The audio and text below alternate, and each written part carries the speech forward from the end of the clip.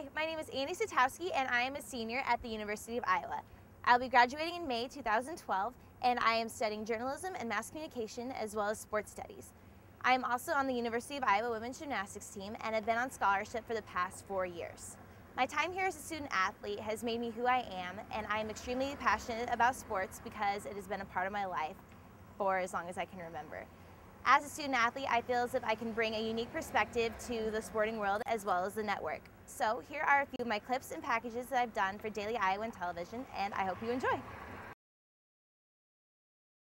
Now, as if adjusting to an entirely different culture wasn't enough, Aise also had to overcome the barrier of training with a completely new coaching staff, learning to build that trust that is absolutely crucial to the coach-athlete relationship.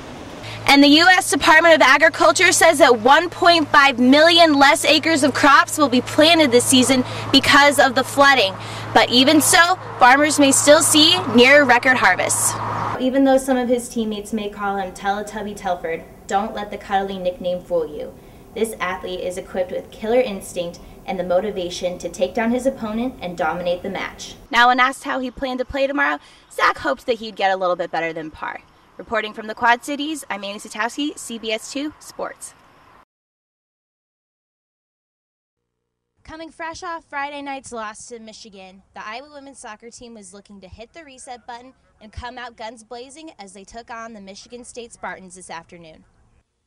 The Hawks didn't waste any time showing Michigan State that they meant business, with this goal by number 24 Dara Dalrymple, assisted by Chloe Lacoste and Alyssa Kosnick, to put Iowa ahead 1-0 early in the first half. After a brief pep talk from head coach Ron Rainey at the half, Iowa was ready to continue putting pressure on the Spartans.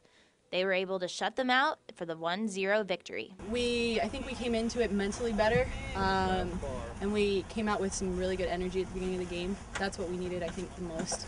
And we scored first, so that helped out a little bit too.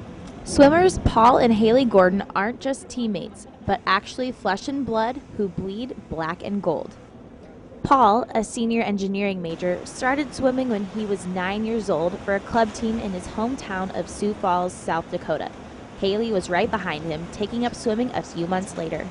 Now, you would think that since these two lived together and trained together their entire lives prior to college, they'd be more than eager to set out on their own. But these Hawkeyes are living proof that swimming truly is a family matter. Our family got really close through swimming, and it was always like a family involvement. So we all got in the car together and went to practice at the same time. So the family got close. We were experiencing the same things through the same activity, and so I think that's one of the reasons Haley and I are pretty comfortable going to the same school. Haley, a sophomore, committed to Iowa after she saw how much Paul loved the school and likes how he gives her that positive big brother feedback, just like when they were kids. When we swim together, Paul usually picks out little things. He pays attention to the details way more than I do, so he always gives me really good feedback, and I take a lot away from him. These swimming siblings also have a little brother, Jack, who is a senior in high school and thinking about coming to swim for Iowa too. That would make for 3 Gordons in the pool, bringing the entire family back together once again. Annie Satowski, DITV Sports. UI student athletes are well known for making big plays on the field and in competition, but a group of Hawkeyes are making an even bigger impact in the lives of others through a university community service program. It's called Hawkeye Pride, a program that began in 2002 as a way for student athletes to promote the qualities of good character in elementary schools in the Iowa City area. The athletes teach a series of lessons in the classroom, but also help out at lunch, play with the kids at recess, and do individual tutoring. Now, the letters in Hawkeye Pride stand for perseverance, respect, integrity, determination, and equality. Not only are these words teaching important life lessons, but are giving the kids at Roosevelt Elementary the chance to get up close and personal with some of their favorite Hawks. This is track and field athlete Michaela Hate's second year in the program. She realizes that her role as an Iowa athlete is to be a positive role model for kids, but sometimes that means just being there to listen. Last year I saw this kid playing by himself and went over to talk to him, and he's like, yeah, I don't have very many friends, no one likes me, and I was really sad. A teacher came up to me afterward and she's like, thank you so much for talking to him, he just needs someone to talk to. And I don't know, I felt like really good after that, I guess, or I felt like I actually kind of helped him. 6th grade Roosevelt teacher Vicki Saunders has noticed a change in her students since the program began and hopes to keep pride coming back every year. Annie Satowski, Daily Iowan TV, Sports.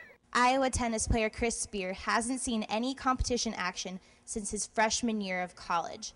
But today, in his semi-debut season, he holds the best record on the team.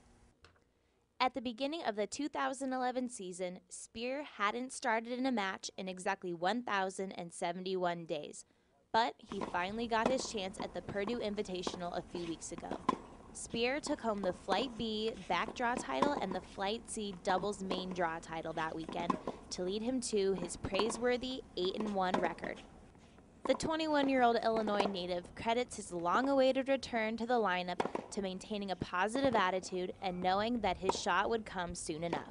Every day has been the same. I mean, me playing or not, I've given it 110% each time, and there hasn't been days where just because I wasn't playing that I just didn't care out there. I mean, I've given it all every day, and that's, me doing that for the last 3 years has given me the opportunity to be where I am now. Head coach Steve Hooten calls Spear's season so far a great story, citing his dedication and work ethic. Looking ahead, Spear will be playing next at either the ITA All-American Tournament in Tulsa or the ITA Regionals at Northwestern. But no matter which he gets sent to, you can guarantee he'll be giving that 110%. I'm Annie Satowski, DITV Sports.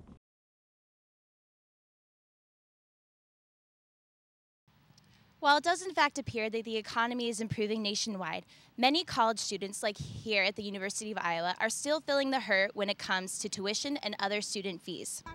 Tuition alone at the average public university jumped a dramatic 8.3% from last year, and that doesn't even take into account other student fees, room, board, or the cost of living off campus. This harsh reality not only has current students thinking about whether or not they will be able to afford continuing studying at their college, but is also influencing the decision of future students.